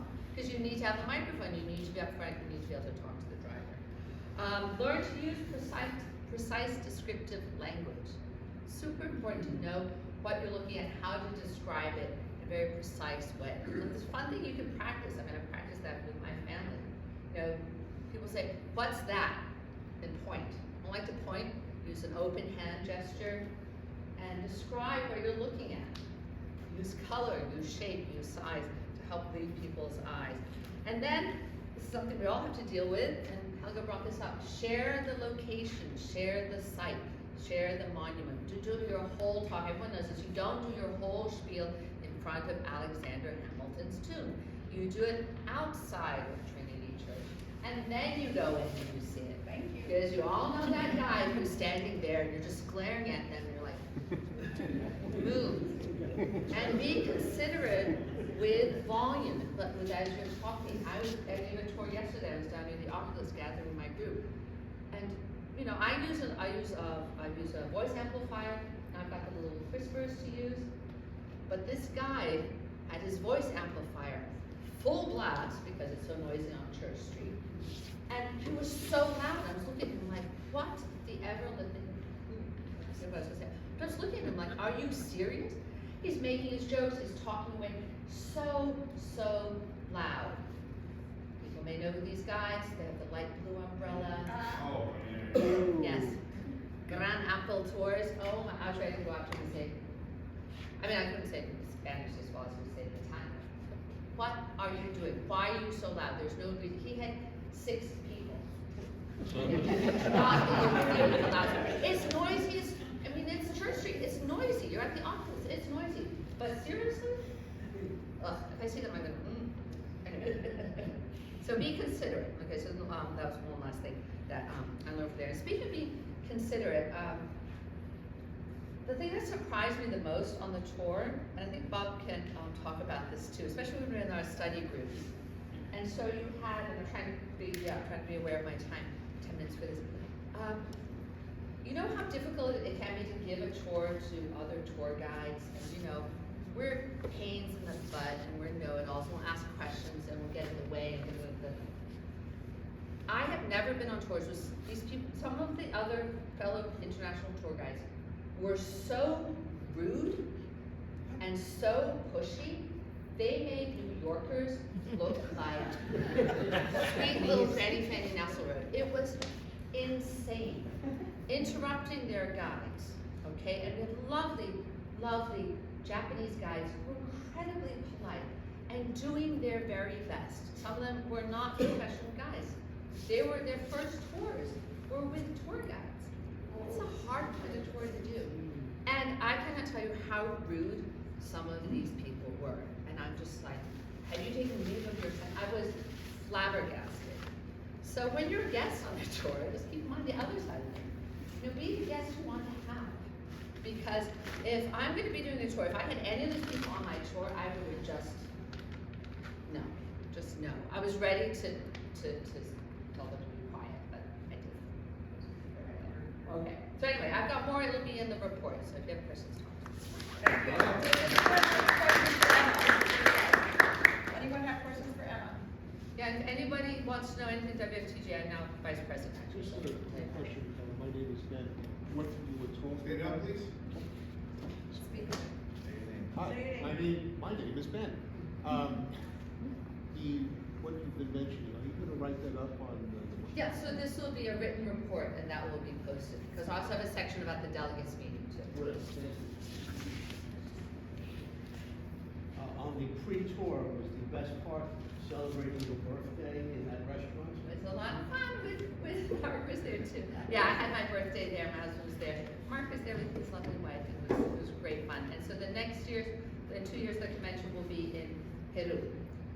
And so I'll definitely be there. A lot of you all. So, thank you. Greeks and the Germans who live but also very friendly. All right, so I am going to read this to you. I'm not reading all of it because Emma took half of my time.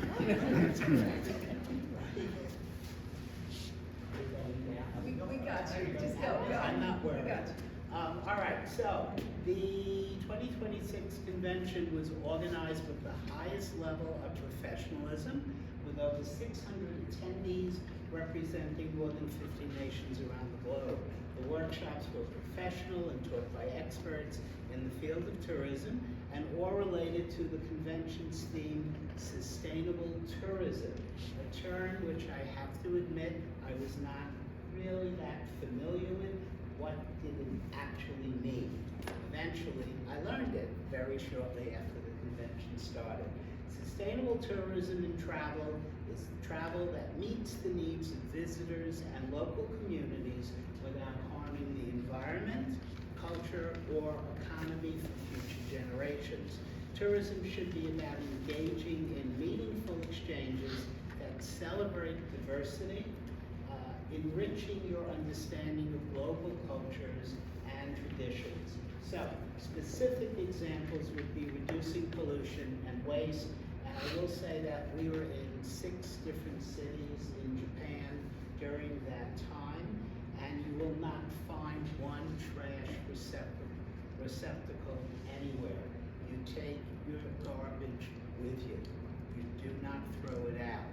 I did not see a cigarette butt, a piece of litter in any one of those 6 cities that I was. It was just amazing, and then you come back to New York. It was really amazing. Smoking is outlawed in public spaces.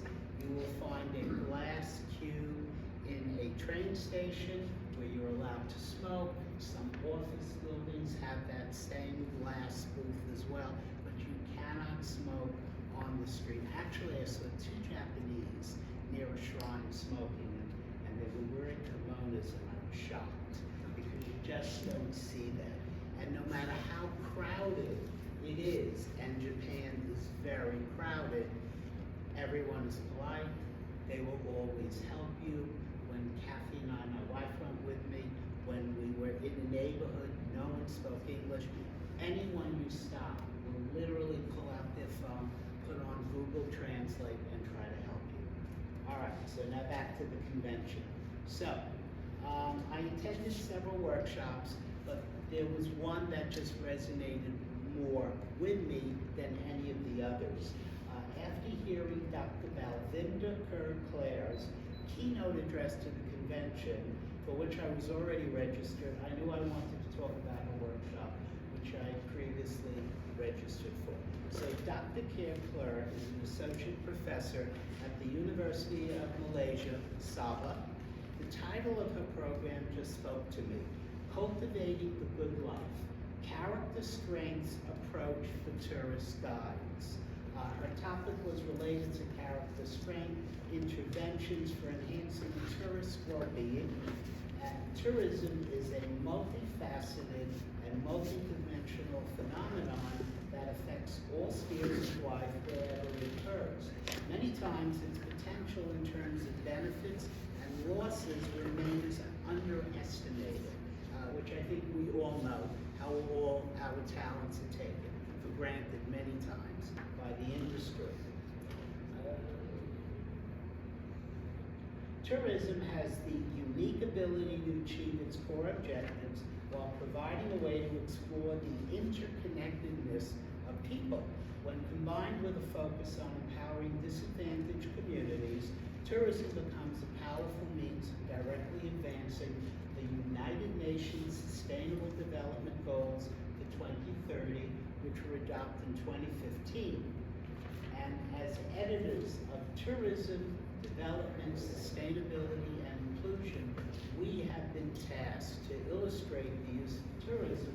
to empower vulnerable people. What I enjoyed the most about Balvinda's workshop was how she engaged the participants and how we were forced to be a part of it. I can tell you that I usually enter a classroom, I sit in the last row, in the furthest corner in the seat, but Balvinda broke us up right away. There were about 50 people in the class, and she broke us up into groups where all the seats had to be put into circles. And we were all asked to create these circles with people sitting near us. My group had 6 people in it, and they were from Serbia, Greece, Austria, France, Portugal, and myself. And what was interesting that in the entire class, there were only 3 of us from the United States, which kind of made it fun. Balvinda explained that there were 24 character strengths we possess. Included among them are appreciation of beauty and excellence. And an example of that would be that I recognize, emotionally experience, and appreciate the beauty around me and the skills of others. Also included in those character strengths are bravery, courage, creativity, wisdom, curiosity, fairness, justice, forgiveness, temperance, gratitude, honesty, courage, leadership, among others. So first, we each had to select a character strength that we felt represented us and explain it to the entire room.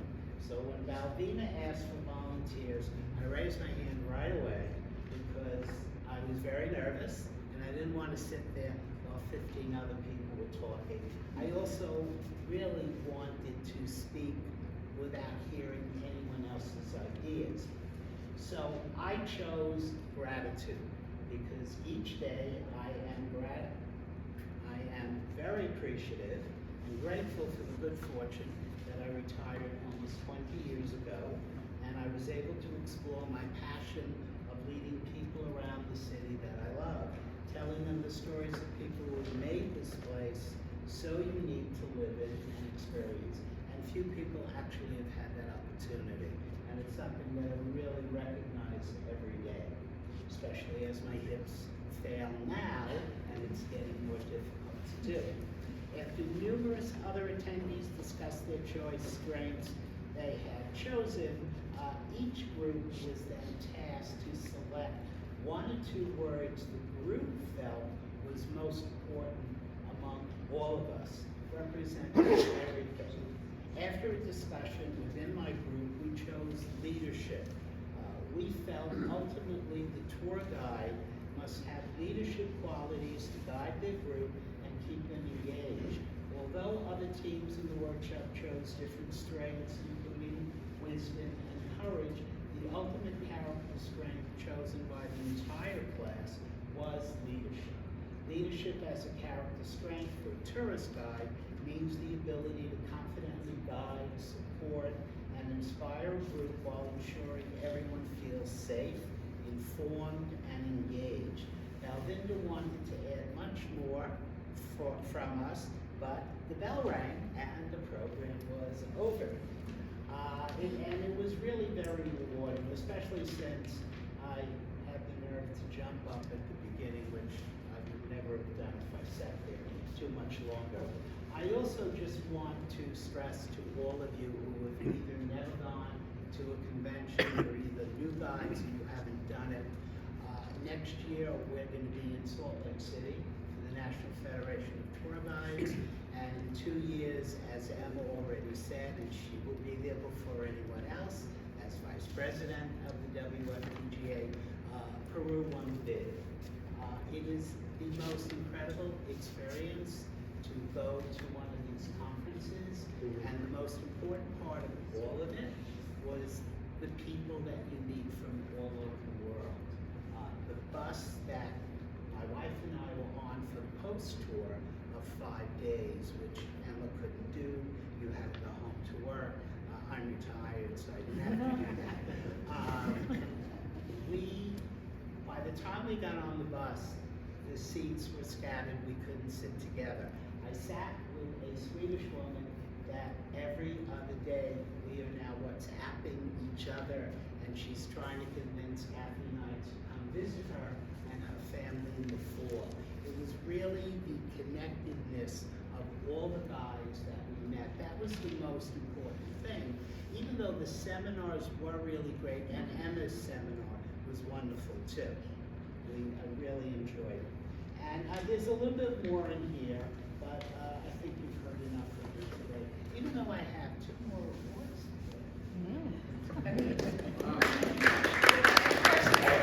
Regarding WFTGA conference.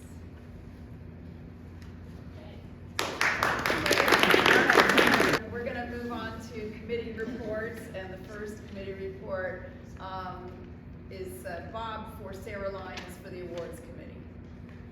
Right? Yeah, just let me make sure I have the right piece of paper. Yes, I did. Okay. All right. You can say it like Sarah. Read it like Sarah. Read it like I did. Like that. All right, so before I read this, and it's not all that long, I just want to say that we have a fabulous awards committee team. Gary Dennis Torguy is on it, and many other wonderful people. Derek Lau is part of it. I have all the names written down here. They're not all here. But the glue that kept us together was really Sarah Lyons. She did such an extraordinary job, and she really overworked herself this year. So just to keep in mind, we need a much bigger committee with far more people to do far more, because Sarah was run ragged by the night of the GANYC Apple Awards, which for any of you who did attend, it was one of the best years, and I've been involved with it since day one. It was really terrific. So, now for Sarah. So thank you to everyone who made the 2026 Apple Awards a success. For those who are not familiar, our committee produces an annual awards gala for people, businesses, and institutions that make our city worth guiding guests through. And this year's ceremony was March 9th, 2026. We had 153 people in attendance, half of whom were paid attendees. The other half were guests, being presenters and nominees. There's been a lot of great buzz around the ceremony with social media posts of ours from the week immediately before the show being our most seen and engaged with posts on our native channels in the last 6 months. Attendees have also raved about the show, and several winners expressed their speeches how incredibly important our recognition of them is to their work. The one thing I'm going to add on my own, since I am co-chair of the committee, is that we do not get anywhere enough of you people. We do not support this award, and we don't understand why. We charge $30 for a ticket. Outsiders pay $60. It is the main event that GANYC supports every year. And because of the dozen categories recognizing our industry partners in tourism, culture, food, museum exhibition, nonfiction work, photography, I can't remember all of them, but we have become more a part of the industry because those people attend the GANYC Apple Awards every year. They support us, and we have much more recognition as guides try to climb up the ladder from the bottom rung to being recognized much further up. So we hope that for 2027, more of you will support the award. It's at Merkin Hall in the Kaufman Center. It was really a great event. We do a cocktail hour first, and it's just a fun evening. So see you all there next year. Thanks, Bob. It was a great event. Congratulations. Okay, rebranding. If you're not familiar, I am the co-chair of the rebranding committee. We're rebranding GANYC. It's been a long road. Last month we reported that we had hired a designer, and so I really don't have much to report now because we're still in conceptualization round 1. We received some ideas, and we're giving the designer feedback next week, and we'll just continue to work with her on that. So maybe next month I'll have a little bit more to report. Any questions? Okay. Next, Schmabonian is giving the report for Ann McDermott, Chair of Membership. Okay, thank you so much. Do we have anyone here who is a new member since the beginning of the year? Please stand up.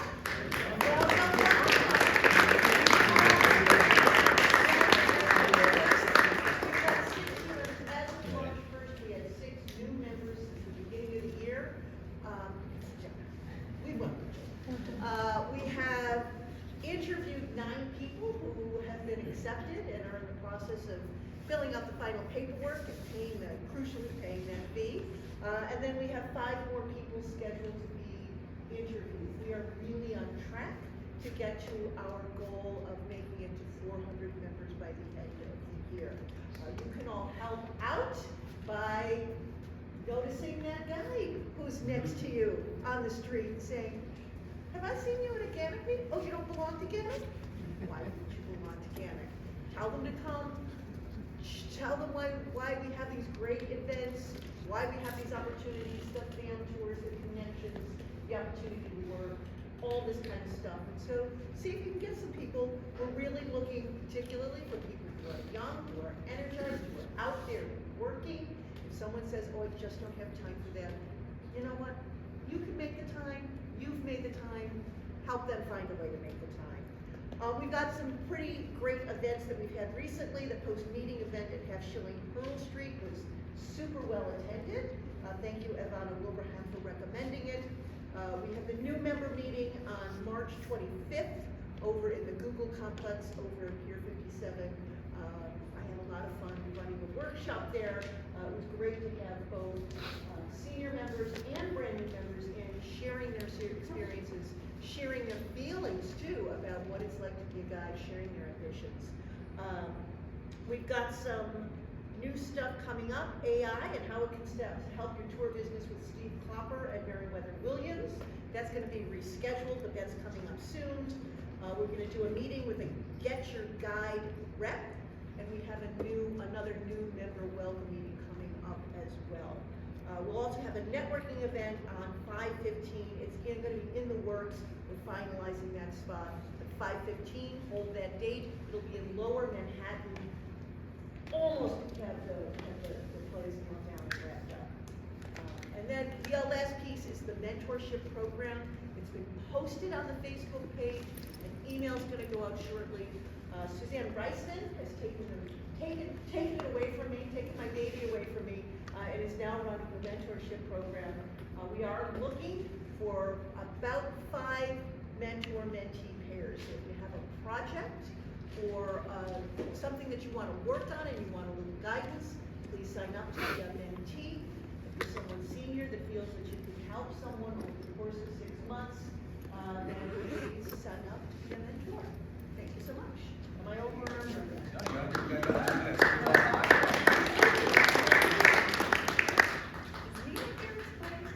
No. Education. No one came in to say that they would do education. Other than education, very important, can't stay in school. There you go, time's up. Okay, government relations, Mr. Patrick Casey. Before I do the government relations report, I'm going to put in a plug for the GANYC Awards. We have a working relationship now with the New York City Department of Consumer and Worker Protection. One of the reasons we have that is the one year we didn't actually do an awards, but keeping in the vein of the awards, we celebrated our organization's anniversary. And I was able to use that as a hook to get a mayoral proclamation recognizing the contribution of sightseeing guides to the culture of the city of New York. I had the pleasure of reading that proclamation at that celebration. And we've been able to continue a relationship with the one city agency that rules our existence. So please, I've worked with the awards committee for years. You've got to support it. It has You don't always see it in cash on the bottom line, but what it's doing for this organization's visibility and your respectability in the tourism industry cannot be understated. So show up for the GANYC Capital Awards. That small committee moves mountains, and you will benefit. If you show up at that cocktail hour with your business cards, you're gonna have a great opportunity for networking if you need so much money to have a good time and celebrate your peers and celebrate your city. Show up, talk to that man. Okay, government relations. So, the project right now is getting a major rewrite of the administrative code that does govern our licenses. We've had another meeting. Yes, we met with DCWP again. We had run a lot of these changes through the previous administration. Of course, we've had an election. There are new people at the helm. So we ran it all by them again.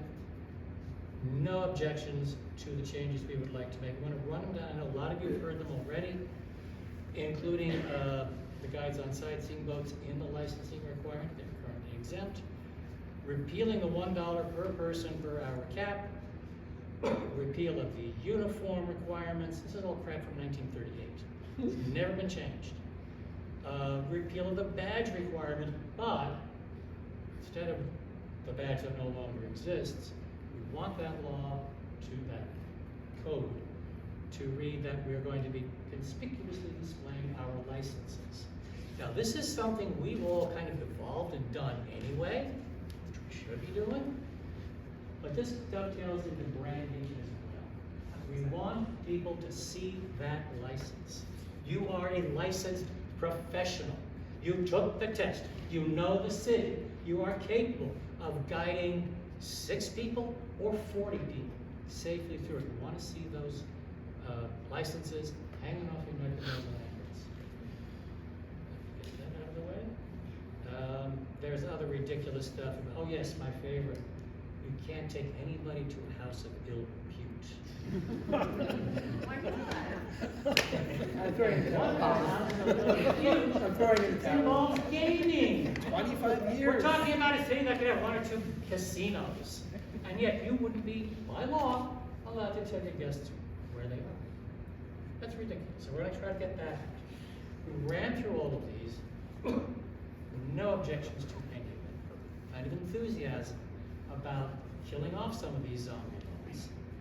And one thing that was really fun, of course, with the change in administration, there's a new chair of the New York City Council Committee for Consumer and Worker Protection. The committee's, our committee, thought, wouldn't he be the best person to approach about changing these regulations? We ran it by Assistant Commissioner Ortiz. Do you think Chairman Epstein would be amenable to hearing these changes? And with a head shake that could have given, that would have actually pulled a muscle in my neck. Yes. So we feel we have a welcoming ear, someone who's going to listen to us. And that is Councilmember Epstein. He is District 2. So those of you who are living in District 2, that's Lower East Side, it's Greenwich Village, it's Flatiron, and a couple of other neighborhoods. I'll provide that information. When we get the legislative language settled, and Jeff Ryback on the committee is currently working on that, we're going to run it by our people at DCWP, and everybody's happy with the wording. Then we go to the council member, and we get it to be proposed as law. Changes in the law. This will involve a public hearing. Again, we're going to need everybody's support on that. We're going to need lots of supportive testimony when we get that done. It's a work in progress. It's taken us a couple of years to get there. In fact, everything that government relations does takes a couple of years to get there. But it's happening. It's working. And again, the awards committee had a lot to do with springboarding these connections. We haven't had a relationship with DCWP like this in years. So it's really encouraging. Another big event next week, April 14th and 15th, James Hoffman of our committee will be going to Destination Capitol Hill. What is Destination Capitol Hill? It is the single biggest lobbying event for the tourism industry in the nation. We all gather in Washington, D.C., and we get our talking points, and we meet with our senators, and we meet with our representatives. And we encourage them to pass legislation that's favorable to the tourism industry. A couple of things about that. The agenda this year, big three, the delays in visa processing, which is absolutely insane. Depending on where you are in the world, it could take you a year to get a non-immigration visa to come to the United States. How do you think that's going to go over with the Olympics? How do you think it's already interfered? You're kidding. I gave you 2 minutes extra. All right. Here's the thing that we need from the membership. We need your stories of how the current legislative atmosphere in the United States is affecting tourism. The social media screening. Have your guests talked about it? Have they gone through it? Have they found it cumbersome or difficult? How long did it take them to get their tourist visa to come to the United States? And we're trying to also get rid of that $250 fee that everybody who does get a visa has to pay. This is a ridiculous cost and a burden on families traveling into the United States. But we need to hear from you, because when James meets with our senators and our representatives, one of the things they have to hear is how it's affecting the grassroots, their constituents. So if you've got those stories, send them to governmentrelations@GANYC.org. So James has them, and he can use your stories to make impressions on our elected representatives. When I was involved last year, it was enormously important that I could bring the stories about the cancellations of bookings, especially coming out of Canada.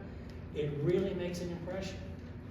I mean, Schumer's office was especially wanting to hear this, and we had that in our back pocket, brought it to the meeting, gets a lot of attention.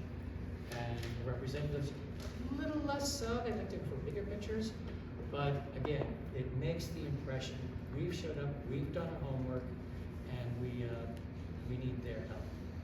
Because they want our votes, they want to help us. We keep them in their jobs.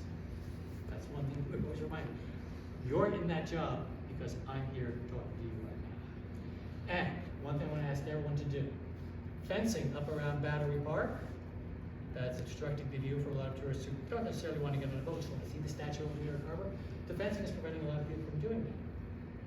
Representative Goldman has already spoken up, and so has Borough President Brad Holman.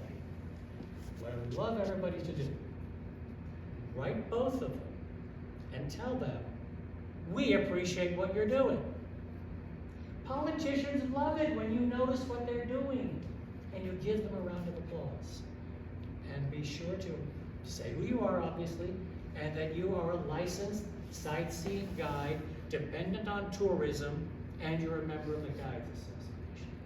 Start putting your name out there. Start putting this organization's name out there. If I hear one more time from the tourism industry, we love guides. You're the foot soldiers of our industry. Yeah, we're the foot soldiers when you need us. When the city was dying, COVID, who did the city come to and say, come up with a product for us to bring tourism back? Who did they come to? Take a guess. Take a guess. GANYC? Thank you, Gary. We responded. Let's remind them that we're here. We don't want to be the foot soldiers anymore. We want to be at the table, which is why we're going to Washington. We want to elevate this profession and elevate this organization. Questions rapidly. Yes. What were those 2 representatives again that you wanted us to write about? Representative Goldman, us representatives, and Manhattan Borough President Brad Holman. Can you please post that on Facebook, on our GANYC Facebook? Okay, real quick, how many folks really rely on the Facebook GANYC page? How many go on it? Well, yeah, I mean, regularly use it. Like maybe a third of the group? Okay. So I have a suggestion then, because, you know, this is a small group here, do a blast. This is what we need from you, our membership. Yeah, I'll use the wild actor.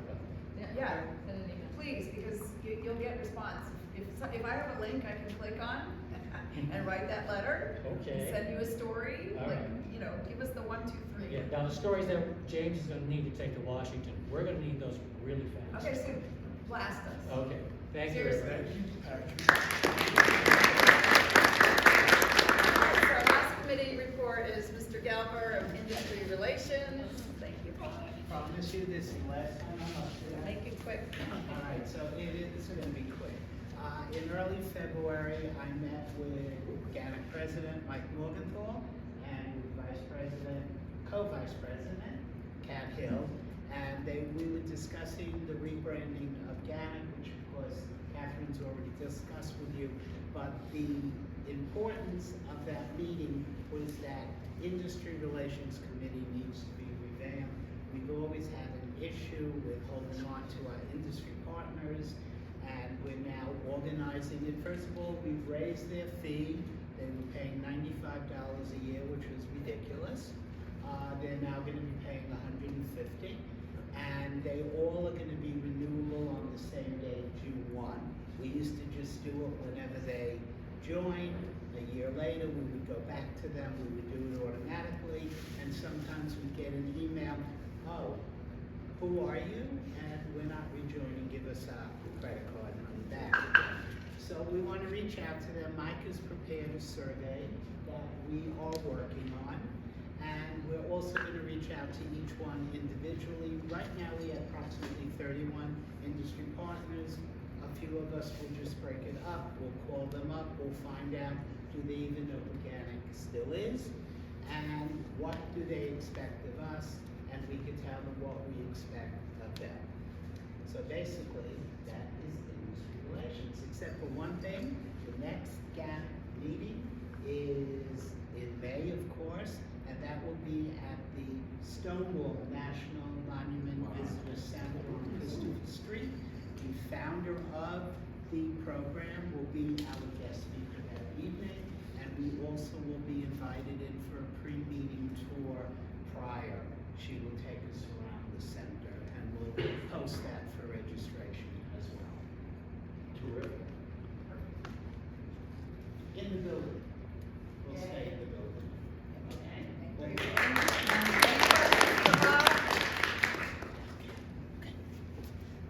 And I'll just add that part of our rebranding is going to include, like, part of that revamping of industry relations is rebranding, so it'll all kind of fall into place at the same time. Mr. Gary, Dennis? Wait, no, you're good. I'm not on schedule, but this is the NYC 400 report. We have a meeting tomorrow. I did send out an email to anybody who was on the list already for NYC 400, so that includes some of you got it, but if you're interested in attending the meeting, just shoot me an email tonight or tomorrow morning, nyc400@ganyc.org, all right? And I will, what? What time's the meeting? Is at 6 o'clock. And for you at home, it's the same thing. Except Central Time, it's 5 o'clock. All right, so the point is, nyc400@ganyc.org. Send me an email tonight, and I'll send you the link, all right? Thank you. And I might add, NYC 400, which was last year's committee, which has rolled over into NYC 250. So if you're interested in brainstorming about events and We still come first. We're more important. So. for the NYC 400 250. I refuse to change the name. I Okay. added the 250. All right, your time is up. All All right, so back to new business. Jared, would you like to? Debbie Cox needs us. She's temporarily incapacitated. Many of you know her as the friendly face of Harlem Preservation and Tours. She has a knee problem, and she's accepting donations to Zelle at her email address, which I can provide. I don't know, it's debi.cops3@gmail.com. Cops is spelled with a K. debi.kops3@gmail.com. If you want to support Debbie, she's getting her knee worked on this month, And so eventually she's going to need us to give her some referrals for jobs. Basically, she's been out of work for about 5 months, and now it's the high season. She had to dump a lot of student tour gigs. Jared, sorry, if you could explain the bench fund and this collection kind of concept to our new members, that would be helpful. Okay, so it's an appeal. At this point, the bench fund is an appeal where we make donations to tour guides in need. In previous years, GANYC was in a position to be able to match those donations.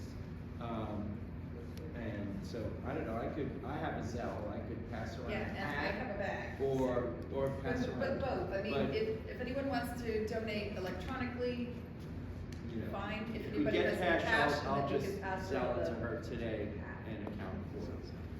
Do you want? Would people pass it- prefer we can to pass it do right Zelle around. or pass around the bag?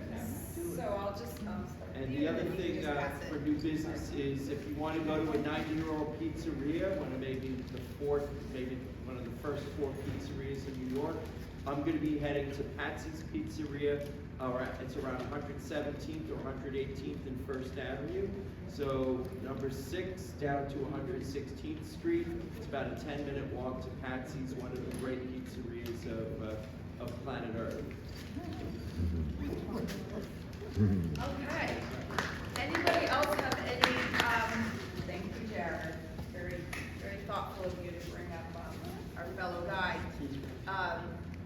Yes. It's not technically new business. My name's Andy. Some of y'all may know, I posted on Facebook about having books to give away. I brought a bunch of them, so if anybody wants them, I just figured I'd put a face to the name. So just come and find me. Thank you. Okay. Yes, Emma. And just a little IT detail. If you are a new member or if you're an old established member who's having problems with your profile, please feel free to always email it@ganyc.org. If you've just made your profile, email it@ganyc.org so I can check it and then I can make it live. So please do that. And also, I want to plug the calendar. I mean, if you're hearing about all these events coming up, whether it be education, industry relations, or committee meetings, check the GANYC calendar. It's all in there.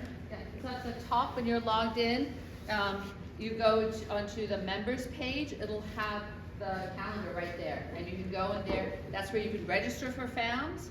Because FAMs are for us only, so you have to be logged in, and it has the meeting information, has the time, has the date, all of that, so you can register right there. It's also handy to get the Wild Apricot app on your phone, and so you've got everything there as well, and you can register directly through that. I can always answer questions about that too. All right, thank you. Do we have anyone who wants to call the meeting to adjourn? A motion to adjourn? Second. Adjourn.